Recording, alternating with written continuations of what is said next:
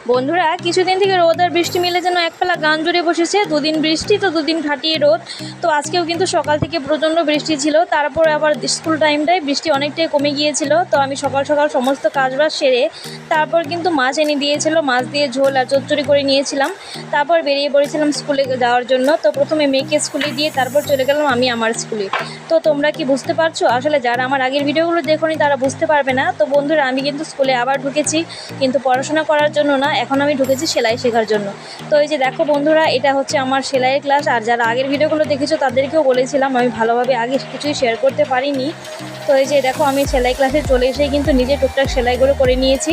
আর আজকে যেহেতু ম্যাডাম আসেনি সেজন্য আমরা নিজেদের টুকটাক সেলাই করে কিন্তু চলে গিয়েছিলাম। তো বন্ধুরা আজকে কিন্তু তোমাদের সঙ্গে তেমন কিছুই শেয়ার করা হলো না, পরে ভিডিওতে চেষ্টা করবো সব কিছু শেয়ার করার, ম্যাডামের সঙ্গে পরিচয় করে দেওয়ার বা আমরা কী কী কাজ শিখি সেগুলো শেয়ার করার।